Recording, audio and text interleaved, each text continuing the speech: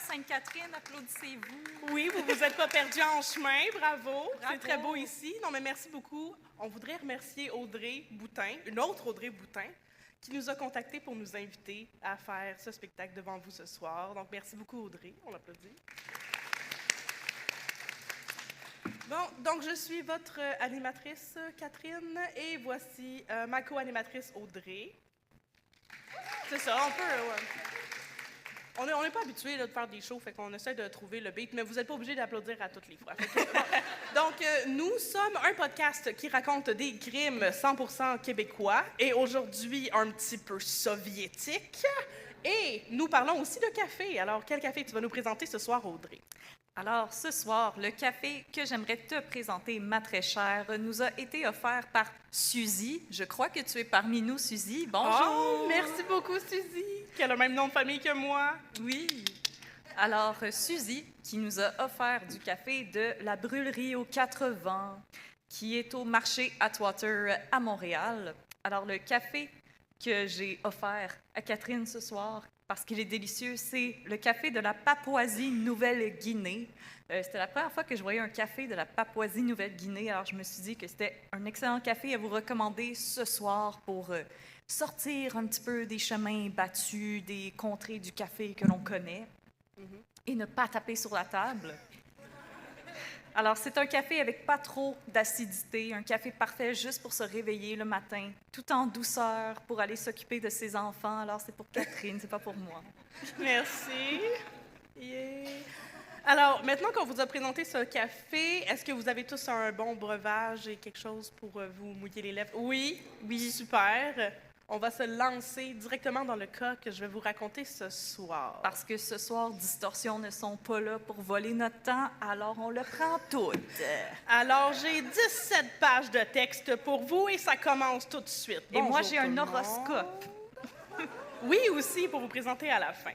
Donc, aujourd'hui, Audrey, je vais te parler de quelque chose qui n'a pas fait couler beaucoup d'encre parce que les journaux n'avaient pas le droit d'en parler parce que secrets nationaux. Ben là, on est-tu en danger, là? Non, on ne l'est plus, parce que c'était il y a 80 ans. Donc, je vais te parler de l'affaire Igor Gouzenko. Est-ce que tu as déjà entendu parler de ça? Un petit peu, mais je vais faire semblant que non. Non? Mais qu'est-ce? Que c'est ça, la Russie? Que c'est ça? Je ne sais pas. Est-ce qu'on la voit à partir de l'Alaska? Selon Sarah Palin, oui. Ah, ça, c'est une vieille joke. Très vieille joke. Ça fait combien de temps, sérieux, de cette élection-là? C'était la première élection de Barack Obama en 2008. C'était la première élection sur les réseaux sociaux. Mais c'est bien avant 2008, de toute façon. Donc, je vais vous parler de l'affaire Gouzenko, où les Russes étaient les gros méchants qui faisaient de l'espionnage. Et qui tuaient Rocky à grands coups de poing dans la face. Non! Ils n'étaient pas encore Rocky, rendus aussi bas que ça. Là, ils faisaient juste de l'espionnage. Okay. Donc, ma source principale, c'était... Je m'en rappelle pas. Je vais aller checker mes sources à la fin. Désolée. C'était un gars dans un stationnement qui s'appelle Deep Throat. Oui, exactement. Un informateur du FBI qui est venu me livrer ses informations directement chez moi. Il t'a pitché une valise par la fenêtre. Plusieurs entrées de l'Encyclopédie canadienne, qui est très bien renseignée, ainsi que d'autres sites web random. Et je vois que j'ai utilisé effectivement une source qui venait de la CIA. Oh mon Dieu!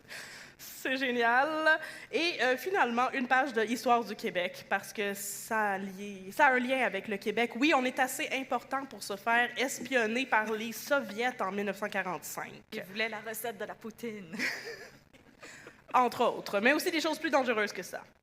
Donc, je vais vous dresser un portrait. Nous sommes le 5 septembre 1945 et c'est le dernier jour de travail officiel de Igor Gouzenko, un beau jeune Russe de 27 ans, blond, grand et musclé comme les jeunes Russes de 27 ans.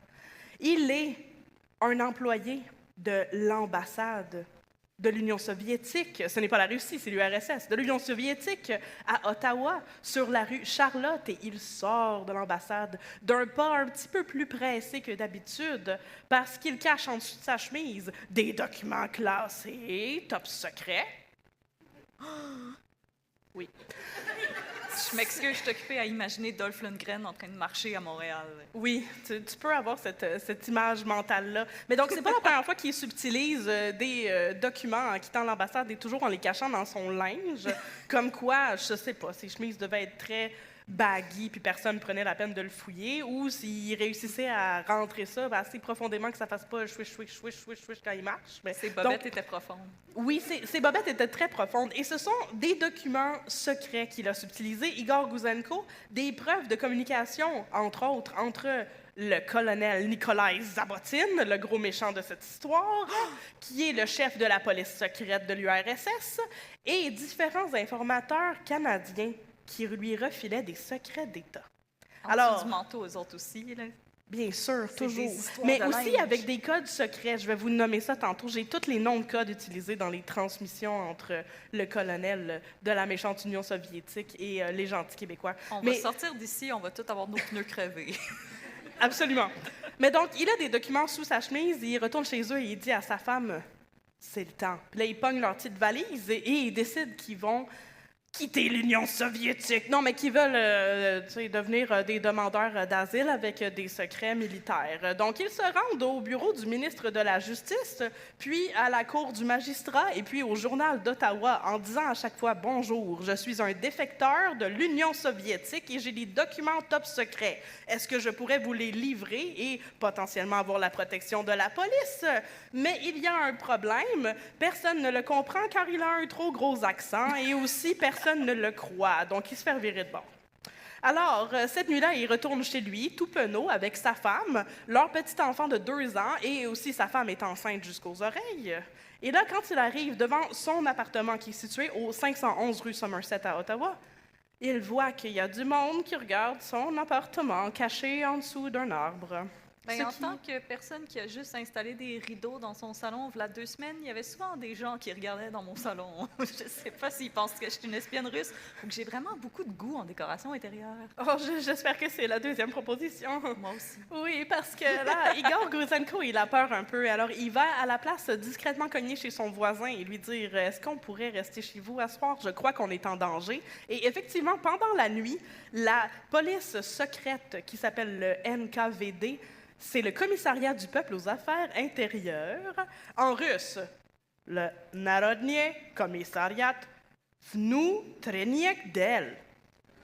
Voilà, donc le NKVD fait un raid chez Igor Gouzenko. Donc, de son voisin, ils entendent des gars défoncer la porte et saquer l'appartement. Mais bien sûr, la famille n'est pas là. Ils sont cachés chez leurs gentils voisins canadiens qui avaient tellement de cœur et qui écoutent l'histoire de « on a essayé de défecter, puis il n'y a personne qui a voulu de nous » et qui finissent par appeler la GRC puis dire « Qu'est-ce que vous faites, tabernacle? » Et, la GRC va finir par peut-être venir les chercher. Mais, avant que je vous conte ça, qui sont-ils? Qui c'est ça? Igor Gouzenko.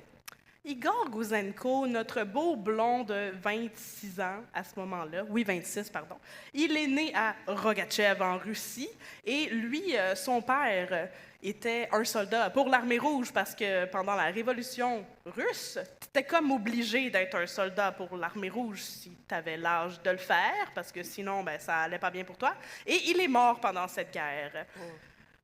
Donc, il n'a pas connu son père et ça ne l'a pas empêché d'étudier l'architecture à l'université de Moscou, où il a rencontré sa femme, Svetlana Gousseva. Tout le monde a des noms tellement russes. Oui, c'est le nom le plus russe. Svetlana La prochaine Gousseva Gouzenko. personne, selon moi, s'appelle Dimitri.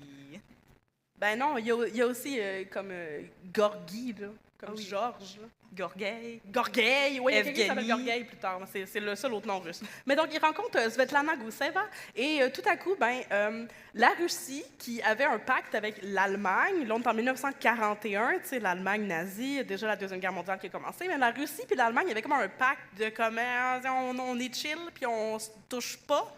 Et Hitler No homo, ne pas toucher no les homo. autres territoires, c'est pas son fort. Fait qu'il a envahi la Russie en 1941 et à ce moment-là, il y a la conscription en Russie et Igor Gouzenko se ramasse dans l'armée.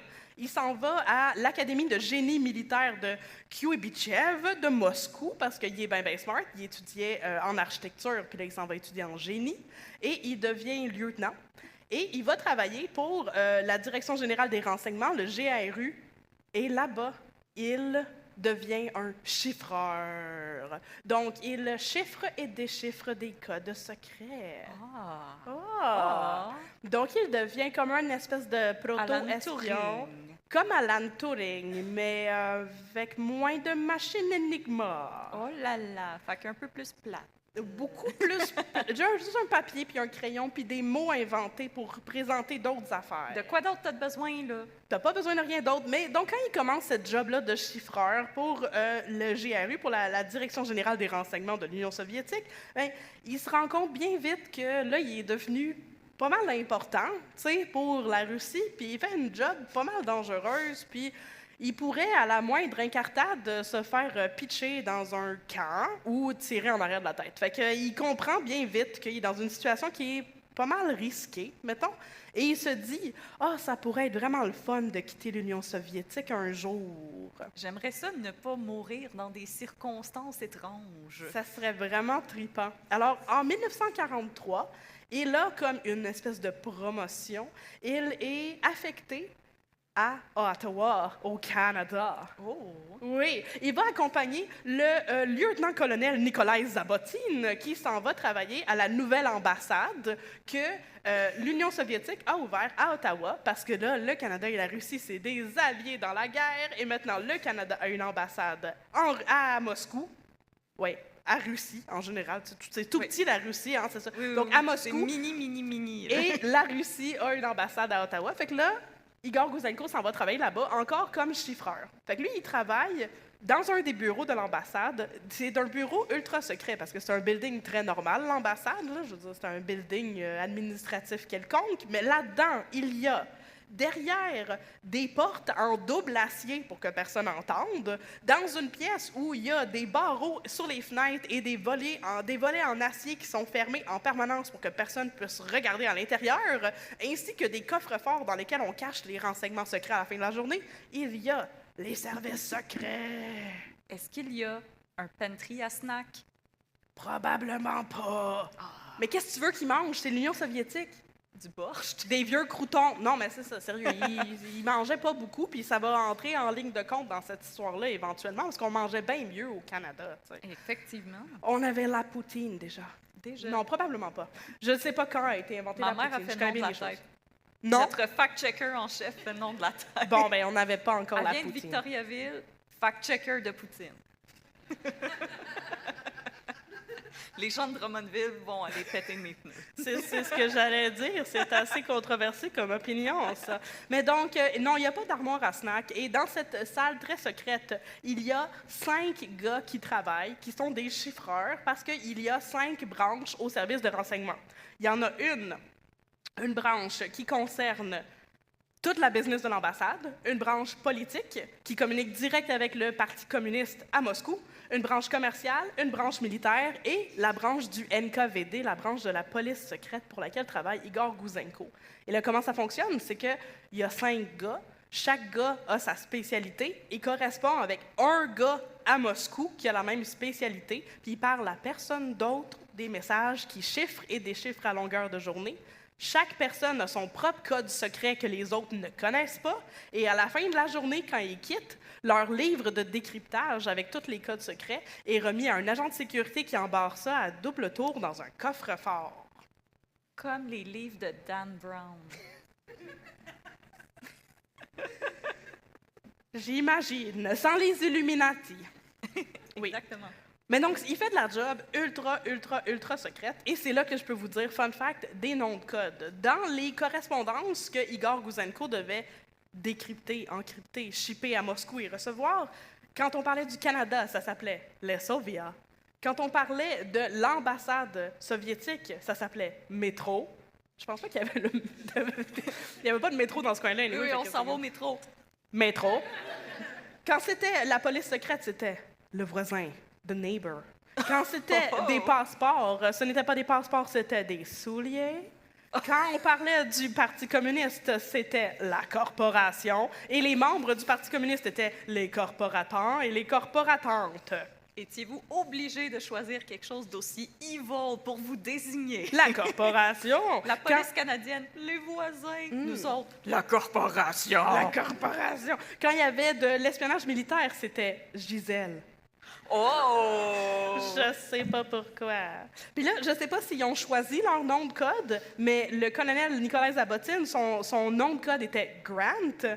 Le major Zolokov, qui était le major de l'armée soviétique, son nom de code, c'était Davy. Et le nom de code de Igor Gouzenko était Clark. C'est beau. Mon nom de code, c'est Steve. Steve. Mon nom de code, c'est Bobby. Fait que, il y a beaucoup de renseignements qui s'échangent à tous les jours, tu peux imaginer ça, mais apparemment, moi je sais pas trop, et je dis mon œil, l'ambassadeur de l'Union soviétique au Canada n'était pas au courant qu'il y avait tout comme un département d'échange d'informations secrètes en arrière d'une porte, là. Oh! Il n'était pas au courant de ça, c'est ça qu'ils ont C'était dit tout par la en suite. dessous de son nez, là. En dessous du nez de l'ambassadeur, ouais. Ouh là là! Est-ce que tu penses que c'est vrai? Oui. OK, c'est bon, oui. Connaissant la Russie, On peut pas être dans absolument. le trouble. Absolument. Oui. Ouais. Et donc, quand Igor Gouzenko reçoit cette nouvelle affectation, il s'en va vivre à Ottawa. Sa blonde ne peut pas, sa femme, excusez, il était Oh marié. my Dans ce God, temps-là, on madame avait des était bonnes valeurs official. puis on se mariait. Elle était enceinte en plus, tu sais. Oh Fait que- my God! oui, tu sais. Elle est restée en Russie, mais elle est venue le rejoindre quelques mois plus tard. Fait que lui, il arrive en juin 43, elle arrive en octobre. Et Gouzenko commence à travailler là-bas. Puis, bien sûr, le soir, la fin de semaine, comme tout bon fonctionnaire, il est libre de son temps. Es-tu sûr de celle-là? Absolument. Et il a le droit de se promener un peu partout. Et il voit bien que le standard de vie au Canada et le standard de vie dans l'Union soviétique, c'est comme pas la même game, pantoute. Oh mon Comme- Dieu, je peux ramasser des pommes! Incroyable! Mais en plus, c'est parce que c'est la guerre, puis il y a aussi le rationnement, tu sais. Ouais. Mais il voit que malgré le rationnement, il peut ramasser des pommes et pas se faire incroyable. amener dans une ruelle et tirer en arrière de la tête. Mais aussi, son appartement qu'on lui assigne au 511 rue Somerset, il est énorme selon ses standards à lui. Tu sais, on s'entend, là, il y a sa femme enceinte, ils vont avoir un petit enfant, puis ils vont en avoir un autre après. Mais lui, il dit qu'à l'Union soviétique, il aurait partagé ça avec 4 ou 5 autres familles, comme grosseur d'appartement. Fait qu'il trouve ça comme complètement énorme. Puis aussi, pendant qu'il est là-bas, en 1945, il y a des élections. Et en Russie, lui, il a grandi avec la propagande soviétique, qui disait que le système démocratique et capitaliste à l'extérieur de l'Union soviétique, bien sûr, c'était terrible, c'était inhumain, exploitateur, que c'était vraiment la pire alternative, comme la Au pire monde. possibilité pour choisir un système politique. Puis que le communiste, c'était la meilleure. Mais là, il voit bien que quand il y a les élections de 1945, ben, les politiciens s'attaquent dans une joute verbale sans la moindre violence et personne ne se fait empoisonner. Et dans les journaux, on peut prendre position pour un candidat ou un autre, puis il n'y a personne qui se fait empoisonner. Puis ils ont une liberté absolument totale. Et aussi les électeurs qui peuvent aller voter pour n'importe qui sans se faire empoisonner. Oui, mais maintenant, grâce aux réseaux sociaux, on peut faire ça. Ouais. On peut mourir en disant notre opinion. Aussi, on peut. Mais lui, il Incroyable. réalise que la vie n'a pas besoin d'être toujours comme ça, même s'il a grandi en se faisant dire que la vie est toujours comme ça. On n'a pas besoin de toxicité dans nos vies.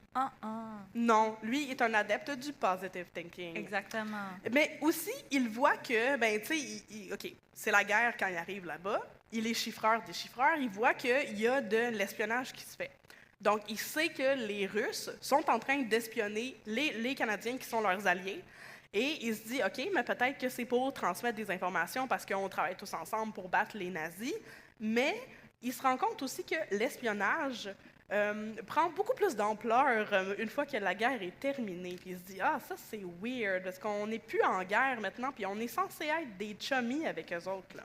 Puis lui, il chiffre des communications entre les services secrets et plusieurs branches du gouvernement canadien, dont la Chambre des communes, la Défense nationale puis le ministère des Affaires étrangères. Comme, OK, il y a vraiment du gros espionnage qui est en train de se passer là. Puis il y a vraiment un gros cas de conscience par rapport à ça, parce qu'il a vu, à partir de 1943, quand il est arrivé, l'effort de guerre des Canadiens, puis à quel point ils ont offert du soutien pour se battre avec les Russes, puis vaincre le nazisme d'une seule et même poigne.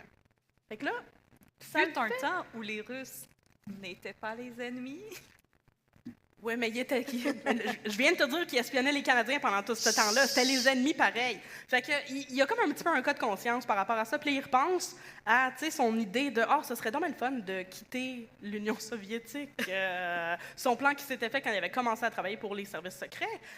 Et donc, il décide que ça va être maintenant que ça se passe, pendant qu'il est au Canada.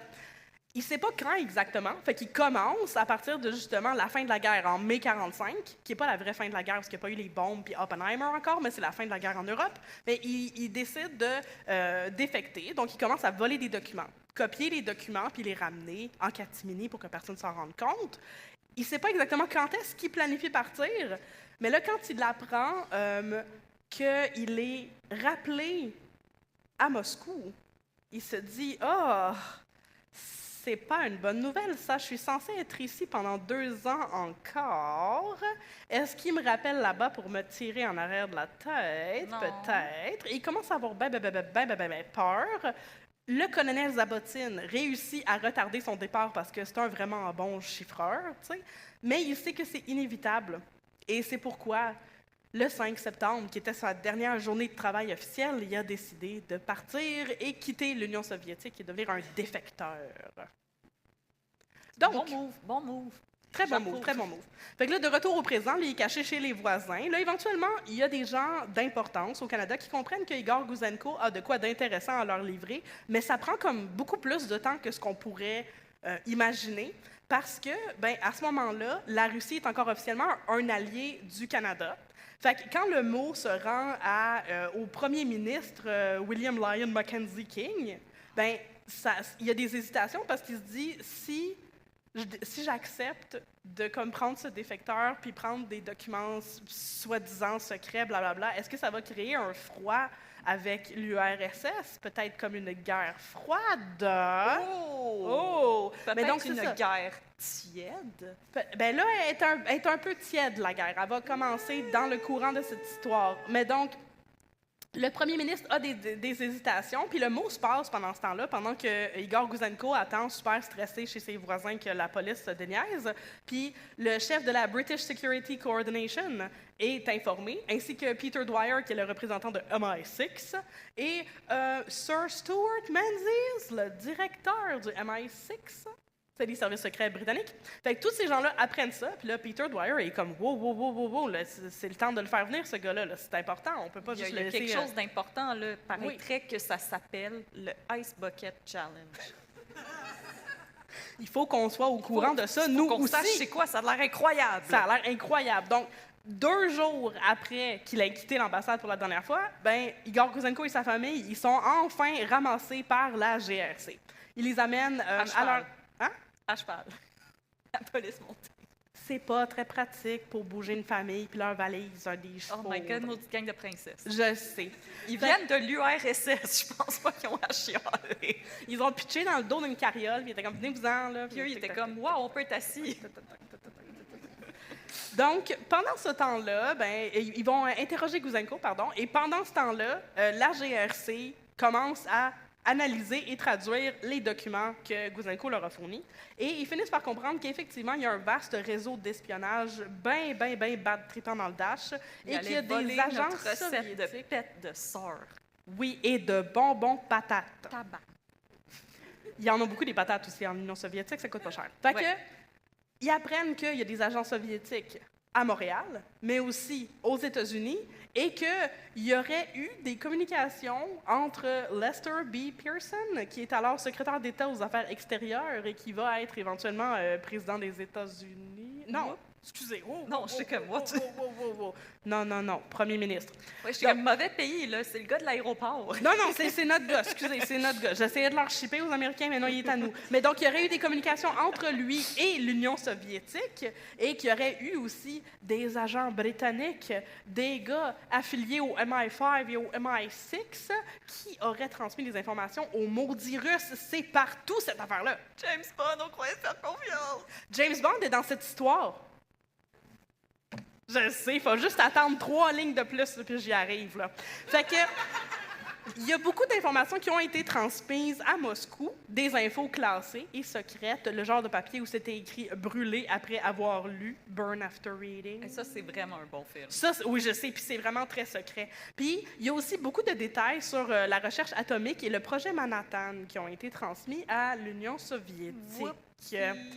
Pendant ce temps-là, les Russes ne sont pas caves et ils ont compris très vite que Gouzenko était parti avec des affaires. C'est pour ça qu'ils ont défoncé son appartement 2 jours auparavant. Et donc, il y a un mot officiel qui provient de Moscou à travers l'ambassadeur russe. Il dit à la GRC qu'il voudrait ravoir Igor Gouzenko parce qu'il leur aurait volé du cash à l'ambassade. Puis la GRC sont comme « On sait pas, il est où? » Wink, wink. On sait pas. Jamais entendu parler de ce gars-là. Igor. Non. J'en connais beaucoup des Igor, mais lequel vous parlez? Non. Mais donc, c'est ça. La GRC fait semblant de ne pas savoir il est où Gouzenko parce qu'ils ont compris que c'est pas vrai pantoute, c'est un prétexte Igor pour par là, il ravoir était cet pas là. espion et lui tirer une balle dans la tête, comme j'arrête pas de dire depuis tantôt.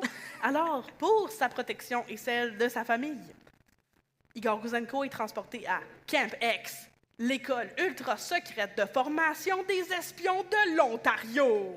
Les espions de l'Ontario. Oui, c'est une vraie affaire. C'est une vraie affaire. Oh mon Dieu, OK. Je m'excuse, c'est comme les espions de l'Ontario. L'Ontario! Mais oui, mais c'est parce que, OK, contexte, la Les guerre. espions de la Saskatchewan. Non, c'est les espions de l'Ontario. OK. Fait que Camp X est un camp pour vrai, pour former des agents des services secrets. Ça a été fondé en 1940, parce qu'en 1940, les États-Unis n'étaient pas encore dans la guerre, parce qu'il n'y avait pas encore eu Pearl Harbor avec Ben Affleck. Puis, là, aux États-Unis, il était comme, il y a quelque chose qui se prépare, il y a quelque chose qui se passe, puis il faudrait qu'on s'en mêle. Et il y a un gars qui s'appelle Franklin Delano Roosevelt, qui, lui, était vraiment le président, contrairement à Lester B. Pearson, qui n'était pas américain.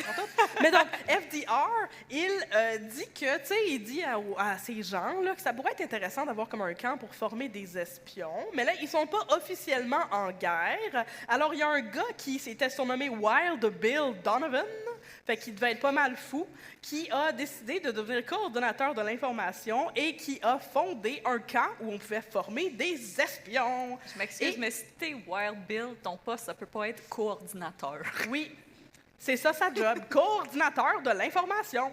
D'un camp de jour d'espions. Oui, d'un camp de jour d'espions. Et le camp de jour est rené par un gars dont le nom de code était l'intrépide, qui s'appelait William Stevenson. Et à camp... À camp X, les espions étaient formés dans l'art de tuer du monde sans que ça paraisse, de se battre sans que ça paraisse que tu sais ce que tu fais, d'empoisonner des gens et de cacher des documents secrets dans ton linge. Et de séduire des madames. Ah, non, ça Oh. faisait pas partie de leur assignation pantoute. Non, mais sérieusement, ils apprenaient l'art ça s'appelait le silent killing. C'était tuer quelqu'un avec une lame que tu lui enfonces entre les omoplates dans le dos. Ça va transpercer le diaphragme, mais la personne ne pourra pas crier. Ah, Et va mourir au bout de son sang, au bout de quelques instants. Voilà. Et Non, il y mais avait aussi... Fun fact là-dessus, Oui, quand ils ont tourné Le Seigneur des Anneaux, l'acteur qui joue Saruman a montré à Peter Jackson cette technique-là pour tuer Wormtongue au début du 3e film.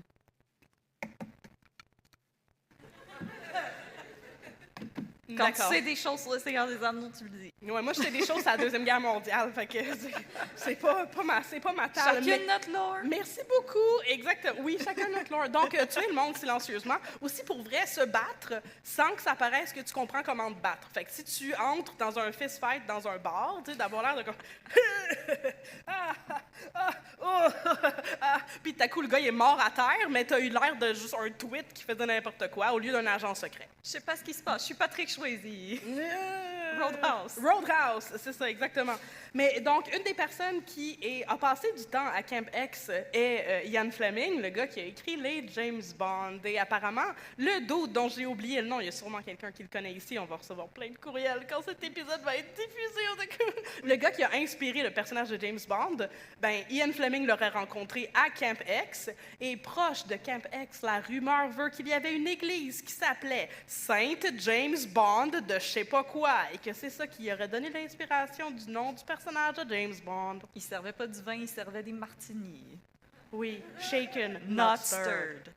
J'ai pas d'accent écossais, par exemple, je ne peux pas faire Sean Connery. Mais donc, Igor Gouzenko, j'ai failli l'appeler Yann, mon Dieu.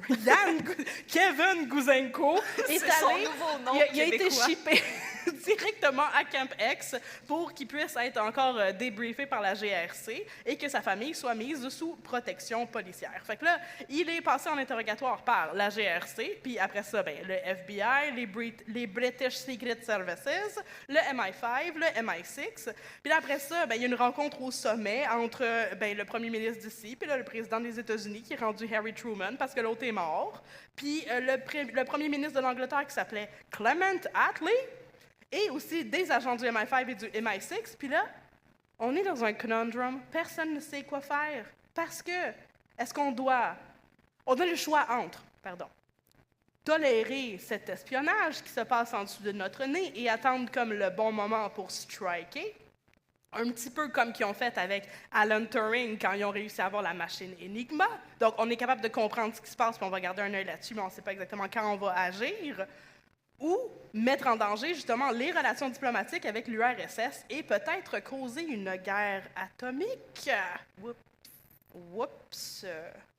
Et pendant tout ce temps, le public, bien sûr, n'est pas au courant de ça, parce que c'est les services secrets, esti. Si on était au courant de tout ça, ce serait plus très secret. Là. Fait que là, je sais pas pourquoi.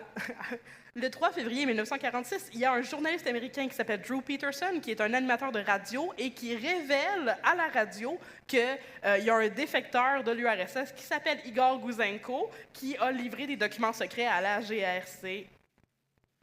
Ben voyons. Je ne sais pas pourquoi il a fait ça. Je ne sais pas c'est qui a donné le droit de faire Parce que ça. ses codes d'écoute s'en allaient de même. Il y a des- il y a besoin de drama. Oui, il y avait des claques qui se sont perdues dans cette histoire-là. Et à cause de ça, ben là, on était le 3 février 1946. 2 jours plus tard, le premier ministre ordonne la tenue d'une commission d'enquête. C'est la commission royale d'enquête créée en vertu de la loi sur les enquêtes que j'ai mis dans mes notes. C'était donc un plate, cette note-là. Wow! Mais donc, oui, une commission d'enquête. Moi, j'adore les commissions d'enquête. Je suis bien la seule personne qui aime ça, lire des commissions d'enquête. Puis là, j'ai lu toute une commission Toi, d'enquête, tu juste regardes pour vous autres. les trucs de l'Assemblée nationale avec ton popcorn. Là. Yes, sir! Yes, sir! Puis je lance popcorn sur l'écran quand je les aime pas. Puis quand je suis pas contente. Toi, il mange la merde!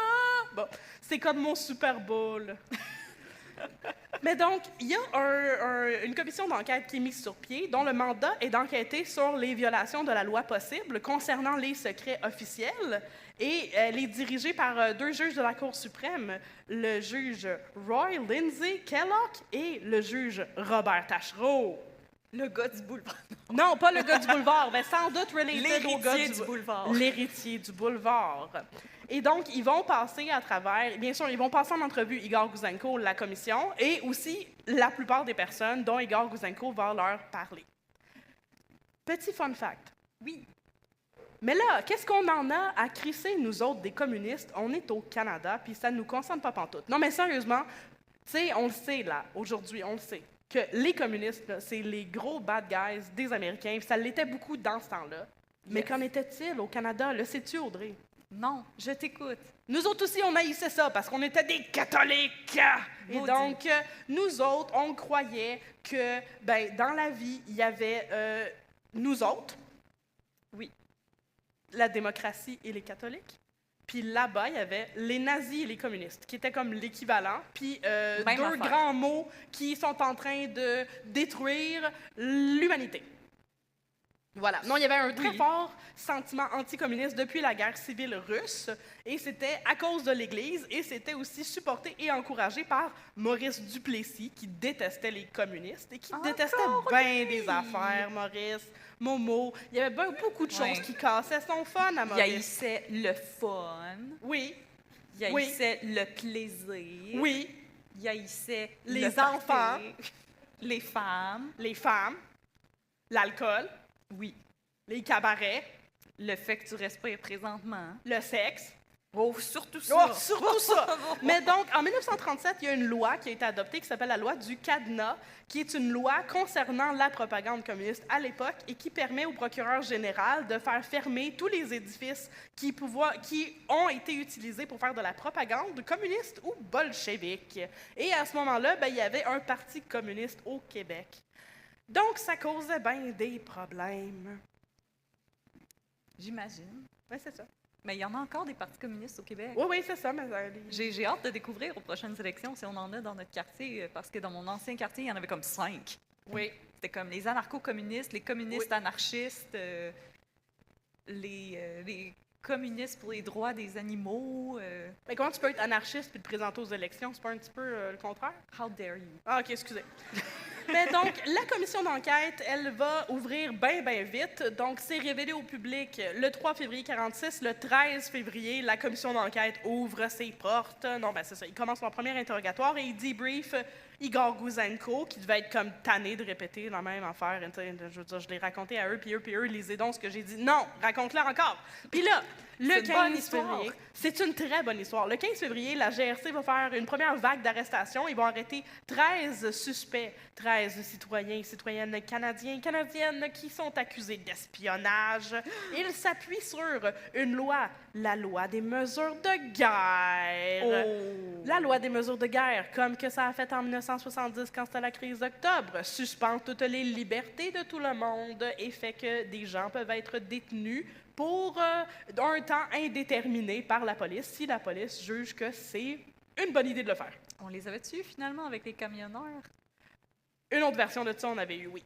Voilà. Voilà! Ben donc, ils ont arrêté plein de gens. Ils utilisent ça comme justification légale. Et fun fact, c'était pas une loi qui était comme en utilisation à ce moment-là, mais personne s'en est rendu compte. Puis comme par la suite, ils ont passé un décret qui était comme rétroactif pour dire que finalement c'était légal, c'était correct de comme arrêter tous ces gens-là.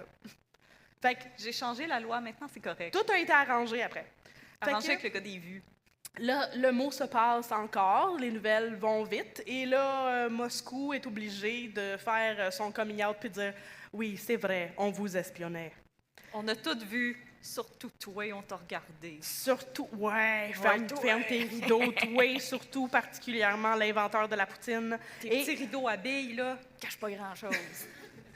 pas des petits rideaux à abeilles hier. Oui. Non. Donc, Moscou avoue qu'ils ont effectivement fait de l'espionnage en sol canadien via des espions canadiens. Et là, tout le monde a de plus en plus peur du communisme. Et là, on est rendu en mars le mois d'après et il y a 26 autres Canadiens qui sont arrêtés pour espionnage, dont un député fédéral, Fred Rose de Montréal.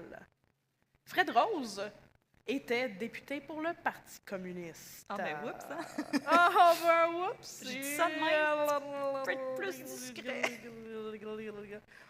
Il y a plusieurs choses intéressantes qui se passent pendant cette période-là, parce que là, ils arrêtent tous ces gens-là, puis c'est une des premières fois où on arrête des gens sous suspicion d'espionnage. Puis ils ne savent pas trop quoi faire avec ce monde-là, mais le 27 mars, ben, il y a un juge qui va présider sur le procès d'un des accusés d'espionnage, qui s'appelait Gordon Lunan, qui a créé un précédent en disant que, ben, toutes les preuves que la commission d'enquête royale a réussi à récupérer quand ils ont interrogé plein de monde, dont Igor Gouzenko, ils sont admissibles en cours, sont recevables, et que aussi le témoignage que Lunan a fait à la commission d'enquête, il peut être utilisé contre lui dans une cour de justice. Et c'est avec cette arme que le procureur général entend bien envoyer Fred Rose, l'allégué sale communiste montréalais, en prison. Meurs, sale pourriture, communiste. Ouais. Fred Rose, il a un très beau nom. Fred Rose, c'était pas son vrai nom. Puis là, je réalise que j'ai même pas son vrai nom. Ça va vraiment pas bien. Mais donc, Fred Rose, il est né en Pologne en 1907. Il a émigré au Canada en 1920 et il a obtenu sa citoyenneté comme de facto parce qu'il était un mineur et son père l'a inscrit comme son enfant sur son certificat de naturalisation. Fait que là, bim, bam, bim, il est devenu un citoyen canadien. Et même s'il était un citoyen canadien, Fred Rose, il a quand même gardé le cœur d'un jeune communiste et visité l'Union soviétique à plusieurs reprises dans les années 20 en tant que membre de la Ligue des jeunes communistes. Il a jamais changé son fusil d'épaule. Ben non, mais c'est comme c'était bien Moi, évident. c'est un gars avec des principes. Mais je comprends pas pourquoi le monde était surpris quand il s'est fait arrêter. Comme, T'sais? what? Bon. Fait qu'il a visité l'Union soviétique à plusieurs reprises. Il avait adhéré à la Ligue des jeunes communistes en 25, puis il est devenu le secrétaire national en 1929. Fait que c'était pas un dirt pick communiste, c'était un king communiste. Kingpin communiste. Un top G communiste. Yeah. Et il devient membre du Parti communiste du Canada en 1927. Il est nommé au comité exécutif central du Parti communiste en 29. C'est un big communiste. Là, en 29, il a juste 22 ans. Là, c'est le roi du communisme. Oui, c'est le king communiste du Canada. Et il est aussi un agitateur connu des autorités. Il a été arrêté à Toronto en octobre 1929 parce qu'il a troublé l'ordre public. On ne sait pas trop comment, sans doute en faisant une manifestation communiste, et il a été condamné à 30 jours de prison, mais ça ne l'a pas découragé d'être un sale communiste, et en 1931-32, il est de nouveau condamné, cette fois-ci pour sédition. La sédition étant la révolte concertée contre l'autorité établie. Il purge un an de prison à Bardan, la prison de Montréal, non, à Bordeaux, la prison de Montréal, et en sortant de là, il continue à être un sale communiste qui soutient la grève des chômeurs de Verdun en 1940. Et ensuite, bien, il continue à être encore plus un communiste dans l'œil du public en publiant des pamphlets. Ce sont des pamphlets, il y en fait un en français puis un en anglais pour que tout le monde comprenne, pour justement défendre les valeurs du communisme. Et ce sont des pamphlets qui ont été qualifiés par la suite de fanatiquement anti-britanniques et aussi destinés à entraver la participation du Canada à la Deuxième Guerre mondiale. Le thé, ça goûte la marde. Le roi, il est laid puis il bégaye. T'as-tu vu sa face? Voilà. Ew. Les corgis, pire chien. Hey, scandaleux. Il est arrêté en 1942, encore une fois. Ben oui, il apprend jamais. Ça fait 2 ans à ce moment-là. Sa carte pour qu'il y ait une arrestation gratuite. Non, il n'y a pas eu de café non plus en sortant. Il n'y avait pas droit à un petit goodie. Mais donc, ça fait 2 ans qu'il est devenu... qui est comme undercover. Là. Il vit de manière clandestine parce que le Parti communiste a été rendu illégal, interdit. Illégal. Ah! Et donc, il est arrêté par la GRC quand même en 1942 quand ils finissent par le retrouver. Et il paraît devant un comité consultatif qui a été nommé en vertu d'un règlement sur la défense du Canada. Et il est accusé d'être un membre du Parti communiste.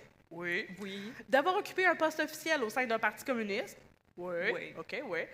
En tant qu'officiel du Parti communiste, il a participé et soutenu des politiques subversives.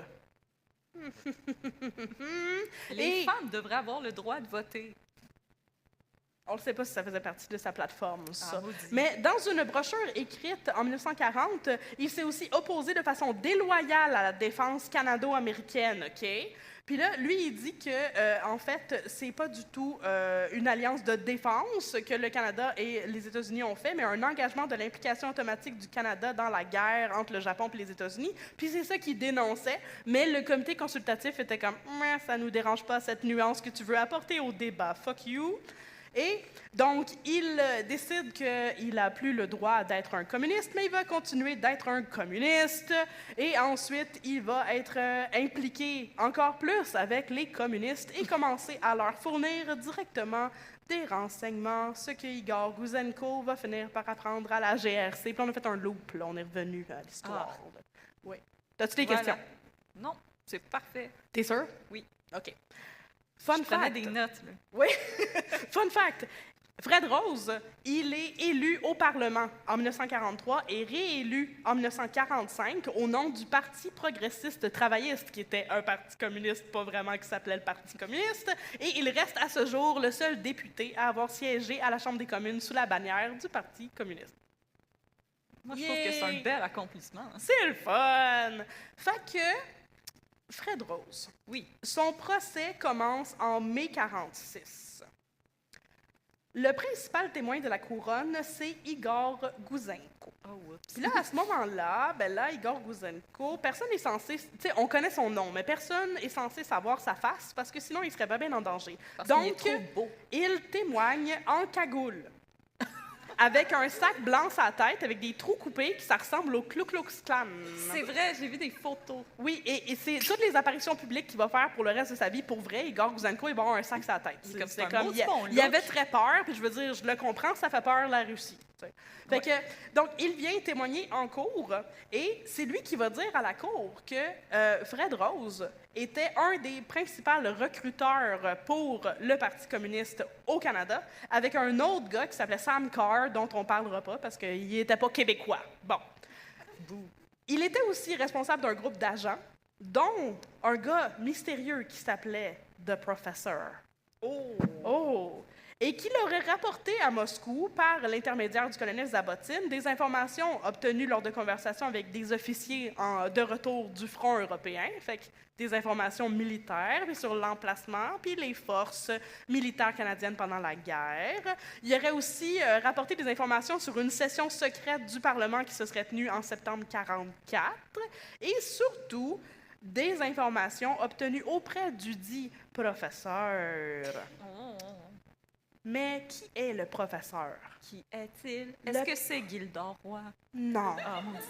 Le professeur Tellement un bon gars. est un homme de mystère international, un International Man of Mystery, dont le nom est Raymond Boyer. C'était un chimiste de 40 ans qui travaillait pour l'Université McGill.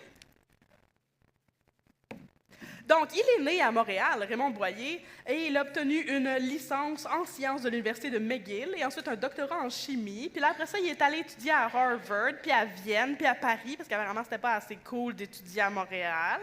Puis ensuite, il est revenu au Canada, et tout ce temps-là, il était un sale communiste qui a travaillé dans des organisations où il y avait des communistes, dans lesquelles il savait qu'il y avait des communistes, puis il a travaillé de très près avec des communistes. Ça, il a tout dit ça à la commission d'enquête. Mais il n'a jamais eu de carte du parti, ni payé de cotisation, fait qu'il disait qu'il n'était pas un vrai communiste.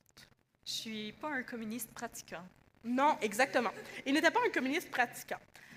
À l'automne 1939, Raymond Boyer a offert ses services au gouvernement canadien à quelque titre que ce soit. Je ne sais pas où tu vas pour faire ça, mais j'aimerais ça le faire. Servez-vous de moi! Ah, servez-vous de moi pour faire ce que vous voulez. Non, mais sérieusement. Justin, je t'attoie! Ah! Non, mais il est allé voir, je ne sais pas qui pour vrai, pour suggérer de se faire envoyer en Russie sans aucun statut diplomatique, ni quoi que ce soit d'autre, afin d'essayer de découvrir la véritable attitude de la Russie face à la guerre. Puis là, le Canada était comme « Non, c'est correct. » Non, Je ça vais nous leur intéresse pas. demander comment, dans leur dedans, ils se sentent par rapport à la guerre. Juste entre toi et moi, là. Juste un petit chit-chat. Juste là. entre toi puis moi, Dimitri, dis-moi, que penses-tu de l'effort de guerre? Parle plus fort dans mon lapel. Mais donc, il s'est fait revirer de bord par le gouvernement et il est allé travailler en Ontario parce qu'à l'Université de Toronto était développé un nouvel explosif qui s'appelait le RDX et que Raymond Boyer était un chimiste. Oui, on s'en Le- rappelle. Oui, le RDX, c'était une nouvelle méthode de préparation pour faire des explosifs qui étaient plus performants que le TNT. Oh my God! Donc, lui, il va travailler à l'Université de Toronto bénévolement parce qu'il avait une fortune indépendante. Fait que c'était pour ça aussi qu'il est allé voir le gouvernement puis il était comme « J'aimerais ça aller voir l'Union soviétique. » Comme, il était juste riche puis il s'ennuyait un peu. Puis il OK, était mais comme- c'était Elon Musk. Oui, ben comme Avec un meilleur plus, dessin. plus chaotic good. Ouais. tu sais. Bon, mais c'est ça. Donc, il travaille assez frais à l'Université de Toronto pendant un petit bout pour Ça me développer fait l'ARD. plaisir. C'est ça. J'ai envie de tout faire péter. Tout le plaisir est pour moi. Voici une meilleure sorte de dynamite. J'ai même fait des muffins. Oh, Raymond, t'es too much. Fait que, quand c'est fini, il revient travailler à Montréal, à l'Université de McGill, pour continuer à développer sa méthode pour faire du RDX. Donc, lui, ce qu'il développe, Raymond Boyer, c'est une méthode pour faire du RDX avec des éléments différents que ceux utilisés par les chimistes britanniques. Parce que tout le monde, tous les alliés un peu partout, à travers le monde des alliés, étaient en train d'essayer de développer ça. Mais lui a réussi à le faire avec des éléments différents que les Britanniques et que les Américains, ce qui permettait de produire du RDX beaucoup plus rapidement et en quantité beaucoup plus importante. Fait qu'il était comme quelqu'un qui fait des commentaires sur une recette de Ricardo. Oui. Il est comme quelqu'un qui te conseille qui a de eu du tripler succès. les épices Ouais. dans les recettes de Ricardo. C'est la bonne personne qui fait des commentaires. Voilà. Mais là, l'affaire, c'est que il a prêté serment qu'il n'allait pas parler à personne de l'affaire du RDX parce que c'est des explosifs puis c'est la guerre, tu sais. Donc, il a un serment de secret pendant qu'il développe le RDX. Puis là, en mai 45, il a terminé de travailler là-dessus et il se fait possiblement approcher par Fred Rose, Oh, qui lui demande de lui parler des explosifs. dans mon lapel. Oui, dans son lapel. Et il va possiblement y en parler parce que, ben, à ce moment-là, il y avait une usine pilote à Grand-Mère et il y en avait une autre à Shawinigan Falls. Et dans ces usines-là qui ont ouvert en 1941-1942, il y avait des espions russes qui ont vu qu'il y avait du RDX qui était produit. Puis là, ils ont compris que le Canada est en train de développer quelque chose de très, très, très intéressant. Ils voulaient savoir exactement comment ça fonctionnait. Ils étaient bien, bien, bien intéressés par le docteur Boyer et ses découvertes. Et ils voulaient comprendre les méthodes et procédés techniques de production du RDX. Ils voulaient comprendre aussi c'était quoi l'application de certains de ces éléments qui étaient utilisés pour faire du RDX. Je ne suis pas chimiste, je ne sais pas c'est quoi. C'est du picrate puis du nitrate guchnidina. Bon, il est intéressé par ça. Oui, Et on aussi, en a tous dans notre armoire à épices. oui. Et aussi, il était intéressé par la technique de production des capsules détonantes et de capsules incendiaires. Et donc, ils ont donné ces 4 talking points à Fred Rose. Ils ont demandé va à la pêche, mon Fred. Vas-y, Alors- tu tapes ses fesses. Fred Rose est parti à la pêche. Et nous le savons parce que le docteur Boyer a été appelé par la commission d'enquête royale dont je vous ai parlé tantôt et il a absolument tout raconté ce qui s'était passé, ce qu'il avait dit à Fred Rose dans la commission d'enquête. Il était très, très, très, très, très honnête. Et donc, c'est maintenant que moi et Audrey, on va vous faire du théâtre. Et on va vous lire des discussions qu'il a eues avec les commissaires. Donc, moi, je vais être Robert Tachereau, le juge. Moi, je suis Raymond. Non, mais sérieusement. Donc, on va vous lire de leurs échanges. Ça va être en plusieurs petites parties et ça va nous permettre de cerner, y a-t-il eu un crime dans l'échange d'informations qu'il y avait ici? Donc, quel est le crime, exactement? Donc, je suis le commissaire et je pose les questions. Et toi, tu es Raymond Boyer. Veux-tu suis prête. faire une voix pour te pratiquer?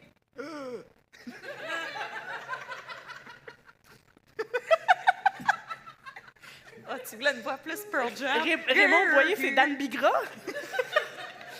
Qu'est-ce qui se passe? Ah, OK. tu voulais plus Pearl Jam? Yeah, can't find a better man. Oui, c'est ça. Voilà. Donc, je vais être Robert Chose. Là, Non, c'est Tachereau. moi, Raymond, là. Ouais, excusez. Je le sens, là. Excusez, ça fait longtemps que je lis, là. Je mélange les noms. Tout le monde s'appelle pareil. J'aimerais approfondir avec vous vos relations avec Fred Rose et certaines conversations que vous avez eues avec lui au cours desquelles vous avez discuté de certains des projets sur lesquels vous travaillez. Pouvez-vous me dire quand la première de ces occasions s'est produite, s'il vous plaît? Je ne sais pas exactement quand. Je pense que c'était au début de l'année 1943. Et comment vous a-t-il approché?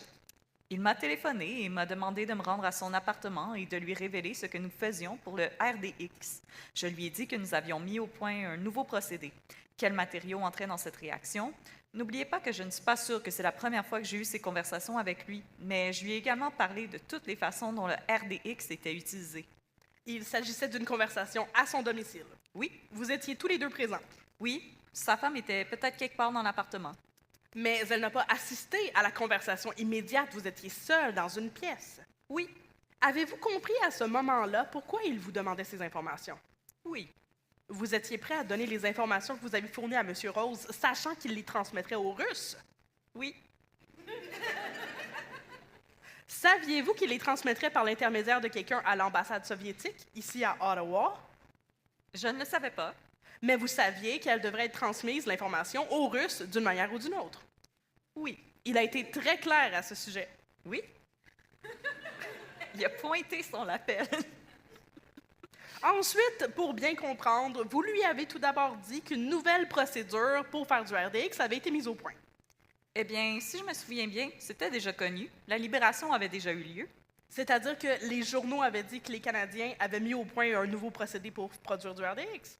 Oui, Vous lui avez ensuite indiqué tous les composants chimiques de ce procédé, oui, qui n'avaient pas été publiés dans les journaux. c'est exact. Il s'agit donc d'une information qui n'a pu être obtenue que par des sources officielles ou par une personne comme vous qui la connaissait. C'est exact. Combien de composantes y a-t-il dans le processus? 3. Et vous lui avez nommé ces 3 éléments? Oui. Vous dites, docteur Boyer, que même avec ces informations, les Soviets n'auraient pas pu fabriquer de RDX. Est-ce que je comprends bien cela? Ils auraient pu le fabriquer dans des flacons en laboratoire, mais je veux dire qu'ils n'auraient pas pu construire une usine à partir de ces informations. Mais ce serait un bon début, n'est-ce pas? Ils auraient alors pu concevoir une usine, j'imagine.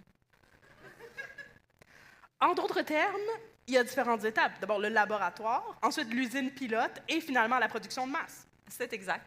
Ce que vous avez donné à Fred Rose, c'est le stade de laboratoire. C'est exact.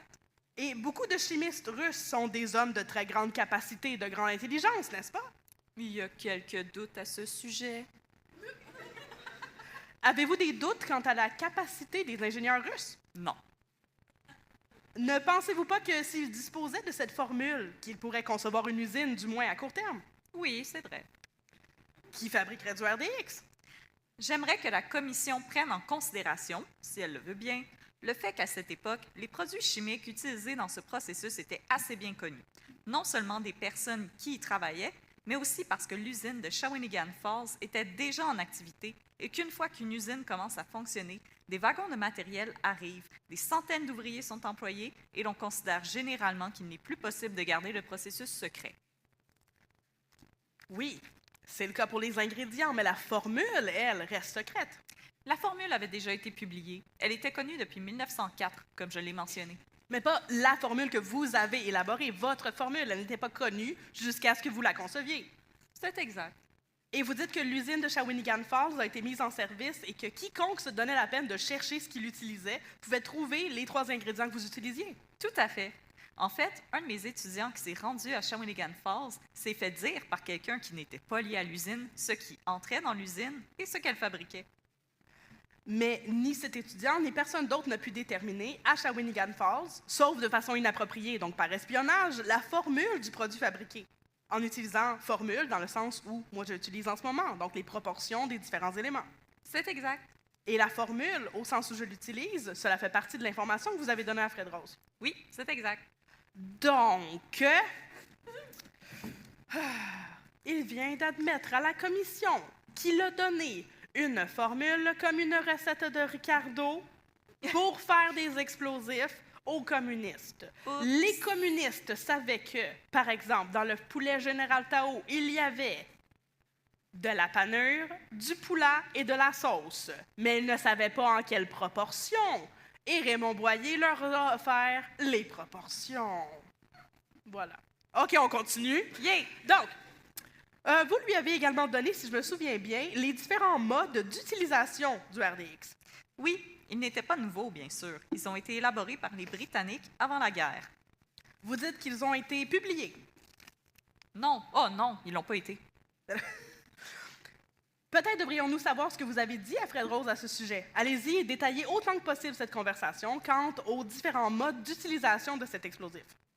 Je lui ai dit que le RDX était utilisé comme explosif puissant sous la forme de ce que l'on appelle la composition A, qui est une composition de RDX et de cire d'abeille. Je lui ai dit que le RDX était utilisé sous la forme de la composition B, qui était composée de RDX, de TNT et de cire d'abeille. Je lui ai dit que le RDX était utilisé sous la forme de torpex, qui est la même que la composition B, à laquelle on ajoute de la poussière d'aluminium. Je lui ai dit que le RDX était utilisé sous la forme d'un explosif plastique. Donc, on peut possiblement faire des explosifs avec nos chandelles à la maison, guys. Yes. Mais, sérieusement, Ça, je pense que c'est s'agissait-il d'utilisation existante du RDX? Oui, Par qui? les Britanniques, Et les Américains. les Canadiens? Nous n'avons pas fait tous ces quatre au Canada, non. Cette information vous a été communiquée dans le cadre du travail de recherche que vous faisiez? Oui, Et serait tout aussi secret que la formule du RDX, ces utilisations du RDX? c'est exact. Vous saviez à ce moment-là que vous lui disiez quelque chose de nouveau pour les Russes?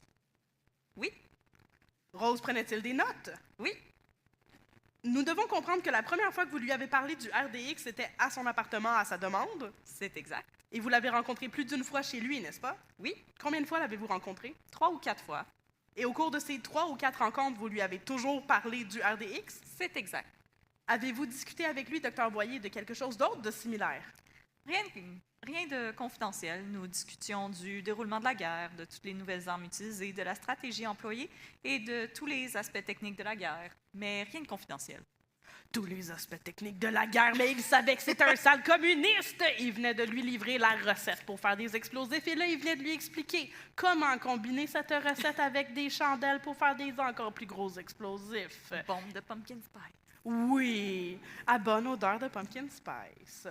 Mais donc, il vient vraiment d'expliquer à quel point il avait fourni de l'information à Fred Rose et dans quelle ampleur il avait fourni de l'information, non seulement sur comment fabriquer des explosifs, mais aussi comment les utiliser. Alors, voudriez-vous, Monsieur Boyer, allô, dire à la commission ce qui vous a poussé à faire cela? J'ai déjà expliqué que M. Howe était prêt à le donner aux Russes et que les Américains ne l'ont pas autorisé à le faire. Tout au long de ce travail, j'ai eu le sentiment qu'il était regrettable pour les Russes qu'il n'y ait pas de liaison scientifique plus étroite en ce qui concerne ces informations sur l'effort de guerre alliés. J'étais très désireux de voir une mission technique britannico-américano-soviéto-canadienne. Une grosse chaîne humaine de scientifiques. J'estimais qu'il était très important que l'effort de guerre scientifique soit coordonné. C'est tout ce que j'ai à dire. Oui, mais à ce moment-là, lorsque vous avez donné cette information à Fred Rose, vous saviez que M. Howe, dont vous avez parlé, n'avait pas l'autorisation de donner à l'armée ces informations-là, ni de la livrer à l'armée russe. Oui, Vous aviez saisi, Dr. Boyer, que ce que vous faisiez était contraire au serment de secret que vous aviez prêté. oui, Il nous a également été présenté que d'autres personnes qui ont fourni des informations secrètes, soit directement aux Russes, soit pour les transmissions aux Russes au cours des dernières années, étaient soit des communistes, soit des personnes ayant des penchants communistes. Il semble évident que lorsque Rose vous a demandé ces informations sur le travail que vous faisiez, il l'a fait parce qu'il vous connaissait depuis longtemps. Est-ce une déduction juste? eh bien, je le connais depuis 1938. Non seulement vous le connaissiez, mais vous étiez connu de lui, n'est-ce pas? J'avais travaillé dans de nombreuses organisations avec des communistes, oui. Et serait-il juste de déduire que Rose vous a parlé qu'il connaissait votre position à l'égard des communistes? Pardon, vous a parlé parce qu'il connaissait votre position à l'égard des communistes. Oui, Une position favorable. Serait-ce également une déduction correcte que de dire que vous avez donné de l'information à Rose en raison de cette même sympathie communiste que vous aviez? oui, je pense que c'est une déduction correcte. Vous avez parlé de ce comité pour la victoire des Alliés. Je pense que vous avez dit qu'il s'agissait d'une organisation organisée par des communistes ou des personnes à tendance communiste. Ai-je raison? Je pense que c'était peut-être le cas. Je n'étais pas présent aux premières réunions. Mais n'est-ce pas ce que vous avez jugé par la suite? Oui, Il ne fait aucun doute que les intérêts de ce comité à cette époque et son objectif exprimé de victoire alliée coïncidaient avec les intérêts du Canada à l'époque. à mon avis, c'est le cas. Il y a donc des moments où les intérêts des communistes ou de leurs sympathisants coïncident avec les intérêts du Canada. N'est-ce pas? Chaque fois que mon travail est concerné, Dans votre esprit et dans le mien, il n'y a pas de question à ce sujet. Mais lorsqu'il s'agit de donner des informations sur le RDX à Rose, vous ne pouvez pas dire la même chose, n'est-ce pas, que c'était dans l'intérêt du Canada? eh bien, je continue à penser qu'il était extrêmement important qu'il y ait un échange complet d'informations entre la Russie, le Canada, les États-Unis et l'Angleterre. Je sais, mais Dr Boyer, vous avez déjà dit que la chose qui vous a influencé à donner cette information était vos sympathies communistes, et vous saviez à l'époque que la politique officielle du Canada était de ne pas partager d'informations. C'est exact. En fait, vous aviez prêté serment de ne pas partager d'informations. C'est exact. Donc, en faisant cela, dans ce cas particulier, vous avez été mis dans une position où vous avez dû agir contrairement aux intérêts du Canada, tels qu'ils sont définis officiellement. C'est exact. Donc, le docteur Boyer agissait en pleine connaissance de cause en livrant des informations sur les explosifs à Fred Rose, le sale communiste. Oui, mais l'amitié. Oui, mais l'amitié. Oui, mais quel est le crime? Trouves-tu qu'il y a un crime pour l'instant, Audrey, pendant que je prends une gorgée d'eau? Je pense qu'effectivement, lui était comme non, les scientifiques, on est des amis, on doit se passer les connaissances, mais si on dit non, tu fais pas ça, tu fais pas ça, mon très cher. Je serais de ton avis. Raymond Boyer... Si je suis bien, là. Hein? Oui. Oh, Donc, Raymond Boyer a aussi été poursuivi pour espionnage comme Fred Rose, et la défense qu'il a utilisée pendant son procès, c'est que ce n'était pas de l'espionnage, c'était de la collaboration, parce que la Russie et le Canada étaient officiellement des alliés. amitié. Amitié! C'est exactement la même défense que Fred Rose va utiliser dans son propre procès. Donc, L'amitié.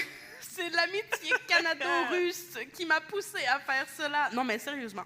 La défense de Fred Rose, c'est qu'il n'y avait pas d'espionnage, il n'aurait pas pu y avoir d'espionnage, puisque la Russie et le Canada étaient des alliés. Donc, c'est de la transmission d'informations tout à fait legit entre deux pays amis. C'est comme dans un party pyjama quand tu confies des secrets à ta meilleure amie. Exactement. Ah. Ce n'est pas de l'espionnage.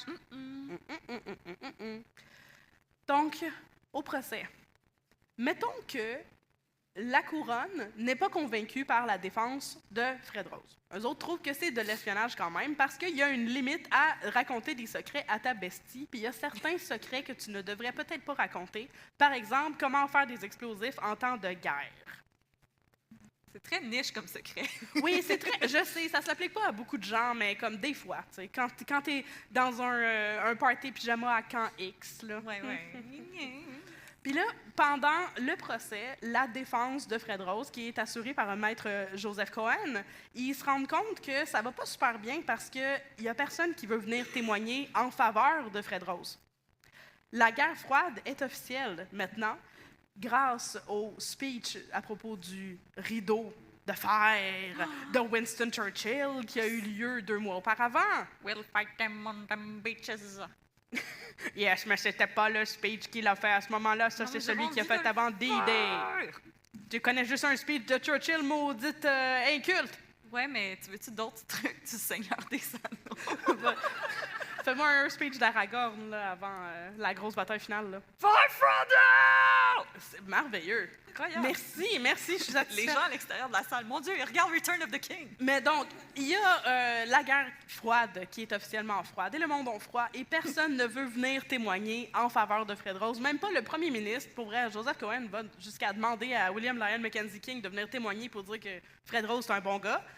Mais il n'y a personne qui veut venir témoigner pour un sale communiste qui a sa carte du Parti communiste. Alors Fred Rose va témoigner à son propre procès et dire « Ce n'était pas de l'espionnage, c'est nos amis. C'est de l'amitié. C'est juste de l'amitié. » Et au final, le jury, qui était composé de 12 hommes très blancs et sans doute communistes. en colère... Pardon? Et pas communiste. Non, capitaliste au max. Capitaliste et catholique. Sans doute.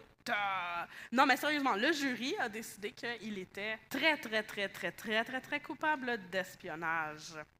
Et le juge Wilfrid Lazur, avant de prononcer sa sentence, il était assis en crise. Il a dit « Vous n'aviez pas de raison, encore moins de droit pour faire ce que vous avez fait. Vous êtes né à l'étranger, amené ici, m'a-t-on dit, pauvre et misérable, et je ne dis pas ces choses pour vous offenser ou offenser d'autres, au contraire, mais on m'a dit que c'était là votre situation lorsque vous êtes arrivé. Non seulement l'État de ce pays vous a rendu heureux, libre et prospère, mais les citoyens de cette ville, la ville de Montréal, vous ont élu à un poste d'honneur et de grande responsabilité. Vous êtes député à notre Parlement. Au lieu de montrer une profonde reconnaissance à ce pays, vous avez consenti à sacrifier ses intérêts et sa sécurité et à donner votre foi à un pays étranger, un sale pays communiste. Dans les mots de Tyra Banks, We were all rooting for you! Exactement! Mais il n'a pas su le dire avec autant de concision. Il savait pas sourire avec ses yeux. Bon. Il ne savait pas comment se maise. Non. Le juge Lazur non plus. Et il a fini son speech en disant « Même si vous étiez sincère en voulant partager des informations à nos alliés, ce dont je doute, votre manière de penser et de sentir n'est pas normale et ne peut pas être tolérée. » Ce à quoi Fred Rose a répondu « Tout ce que je puis dire, c'est que je n'ai jamais rien fait contre les intérêts du peuple canadien. » Mais le juge s'en sacrait comme l'an 40 et il a été condamné, Fred Rose, à 6 ans de prison. Il a purgé sa peine à Saint-Vincent-de-Paul, à la même place que Raymond Boyer, où il a été envoyé le chimiste pendant 2 ans. High five! Yeah! Communist Five!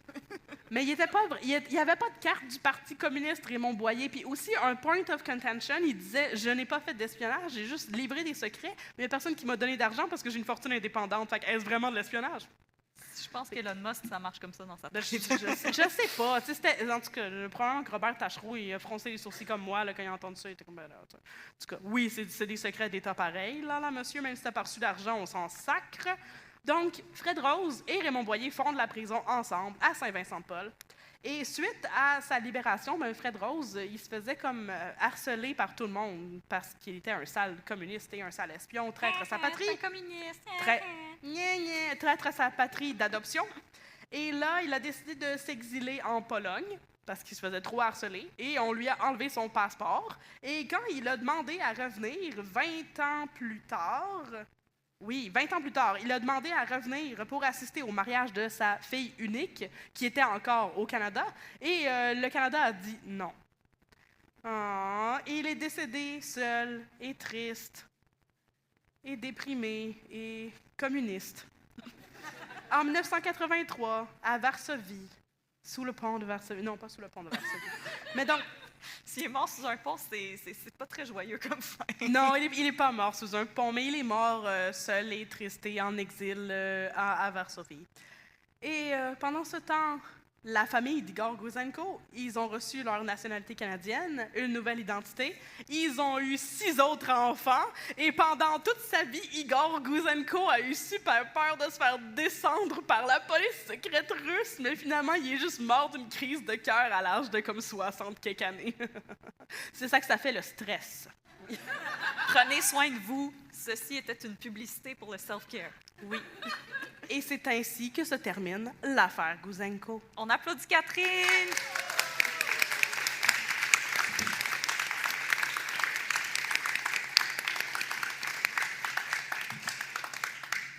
Donc, moi, je trouvais qu'il y avait un crime très évident, mais il y a des gens comme Daniel Proulx, qui a écrit Les Grands Procès, qui ne sont pas d'accord avec moi. Qu'est-ce que t'en penses pour vrai? Trouves-tu qu'il y a un crime là-dedans? Ben oui, il y avait un crime d'espionnage. C'est bien beau de dire l'amitié, mais je veux dire, les Russes, c'est pas nos amis. Là. Je sais que fut un temps où est-ce qu'ils étaient comme, oui, on est vos amis, mais c'est le genre d'amis qu'ils te volent ton chum au party que toi, t'as pas pu aller parce que t'avais la grippe. Genre. La Russie, J'y avais pas pensé comme ça. La Russie, c'est une salty. Wow! Vraiment pas une MVP. Non, elle est Non. vraiment pas GOAT. Non, on peut pas y confier trop d'affaires à la Russie.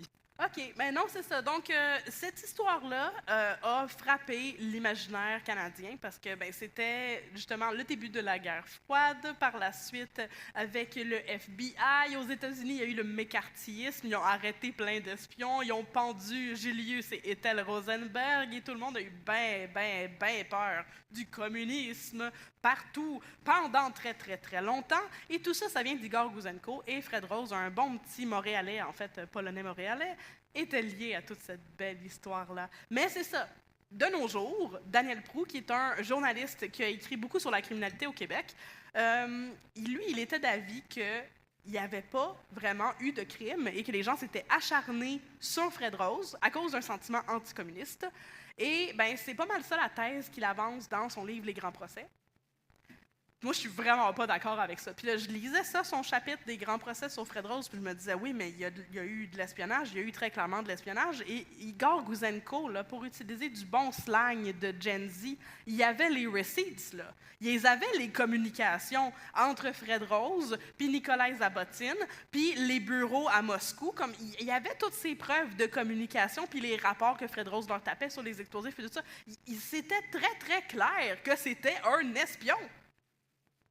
Ben, ce qu'on a vu, c'est pas Ben, mal c'est ça. ça. Je veux dire, t'as le droit d'être communiste. C'est quoi le flou, là?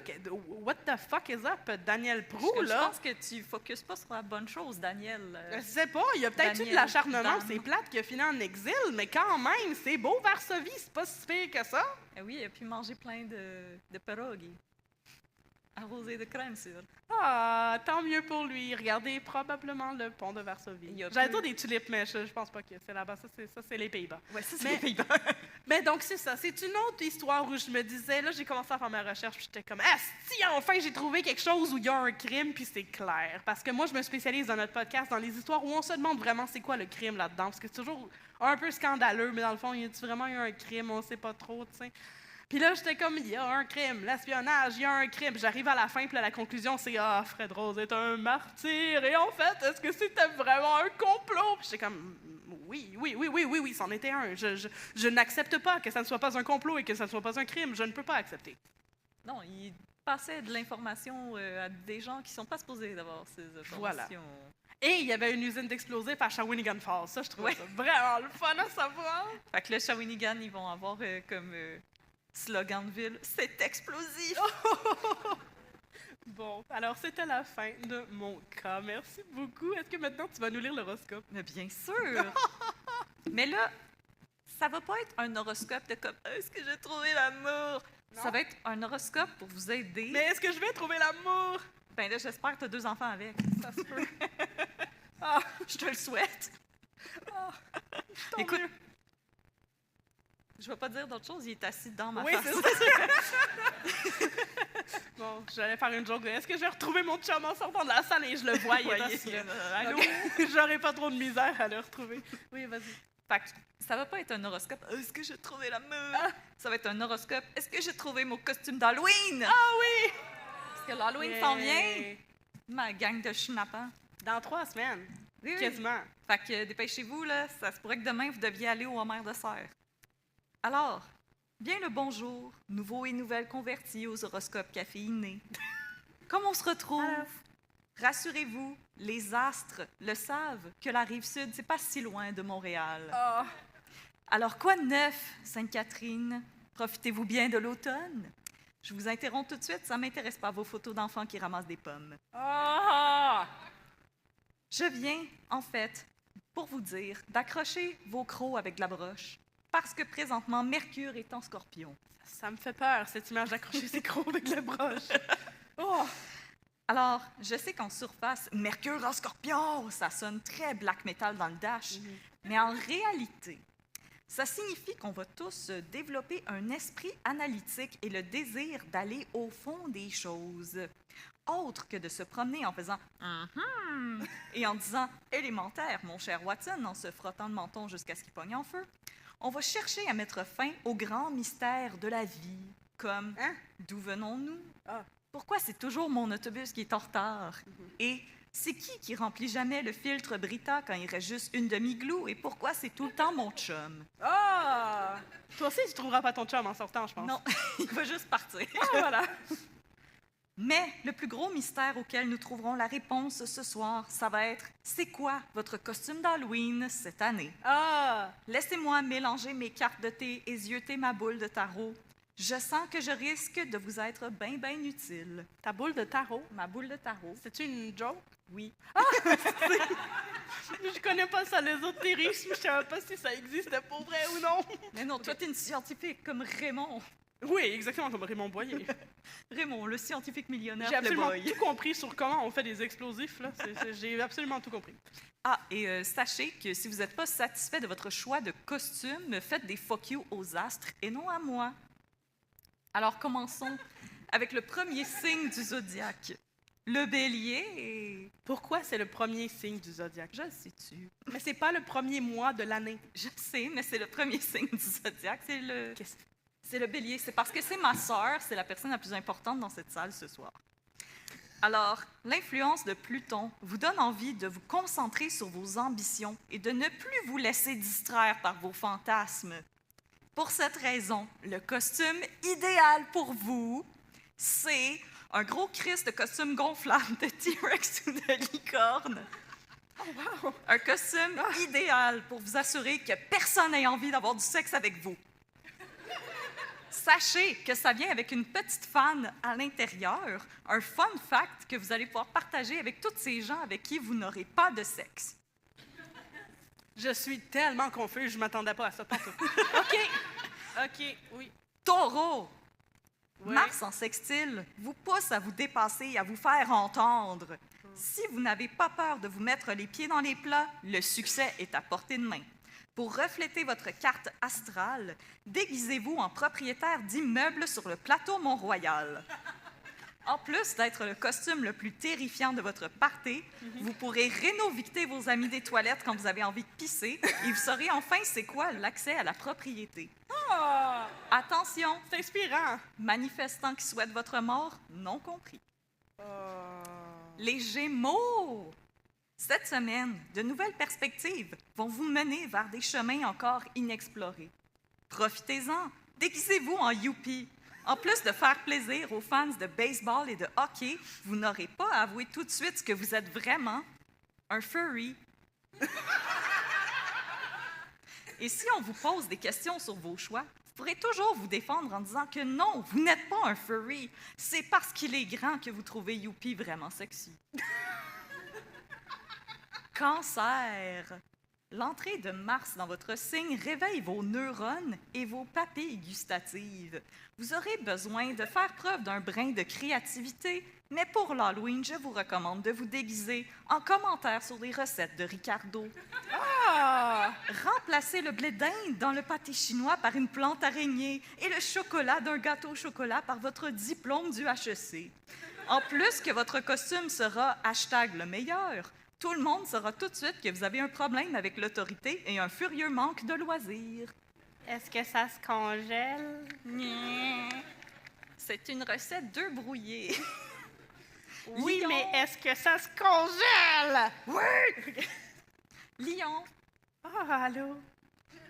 Je me prépare. est la deuxième personne la plus importante de la salle. Qui ça? Moi? Mon chum?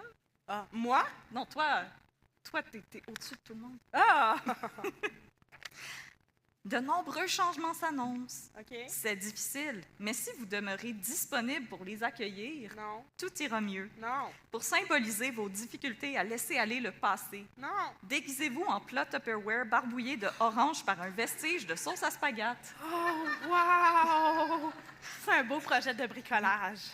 Comme quoi, vous avez su apprécier les bons moments, vous acceptez leur fin et êtes prêt à accueillir le nouveau, sans toutefois perdre votre petit côté nostalgique. OK.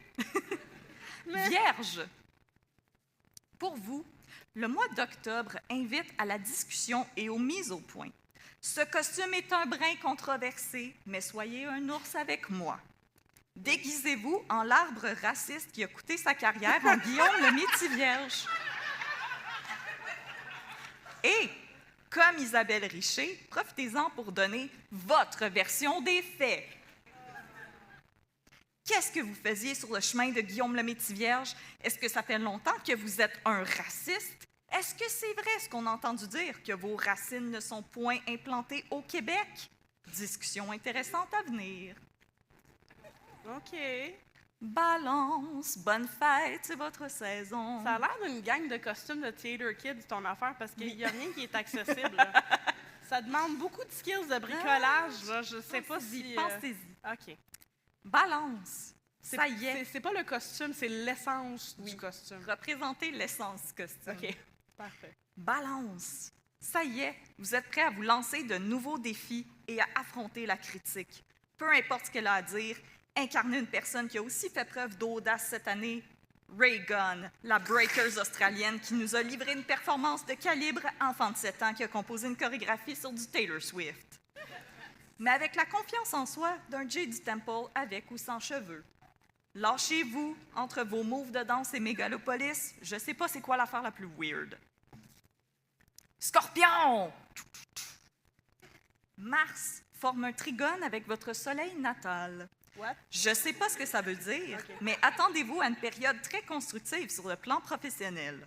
Le moment est venu de embrace votre inner finance bro et de vous déguiser en Pierre-Yves McSween.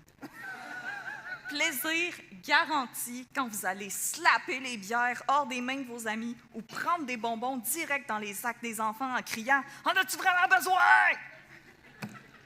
Par pitié, rappelez-vous que c'est juste un costume et ne vous partez pas un podcast, le monde va assez mal de même. Ouais. Sagittaire, l'amour, toujours l'amour. Le ciel vous sourit et vous atteignez une harmonie relationnelle que vous ne croyez plus possible depuis que vous avez décidé d'entamer des rénaux dans votre maison.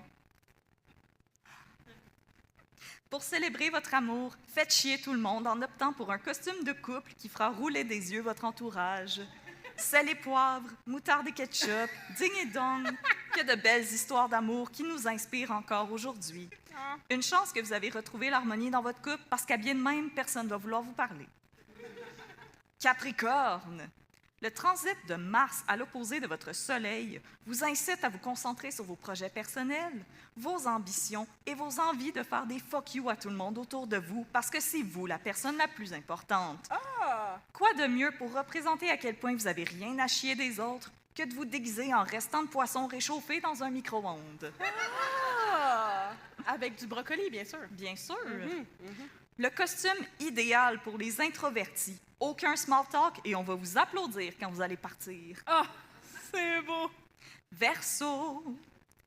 Les influences planétaires et pas juste le fait que vous avez manqué d'attention quand vous étiez jeune vous poussent cette semaine à vous affranchir de ces contraintes qui vous limitent. Cette année, libérez cette rage qui bouillonne en vous et déguisez-vous en l'adorable hippopotame Moudaigne. Enfilez un juste au corps gris, enduisez-vous d'huile à bébé et semez la terreur en attaquant les jarrets des Halloweeneux. Plaisir et séjour tout frais payés dans une cellule garantie. Ah! Et on termine avec nos chers poissons. Le ciel vous sourit.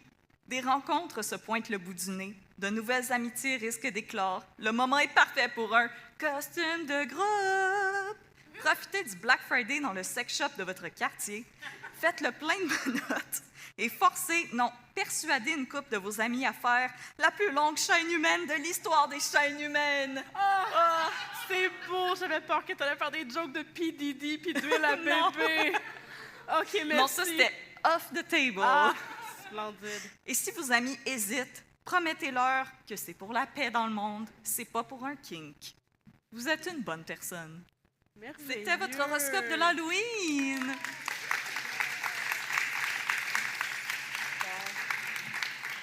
Alors, c'est la fin de notre merveilleux épisode en direct sur l'espionnage et l'horoscope et Moudaigne, le petit hippopotame pas dedans.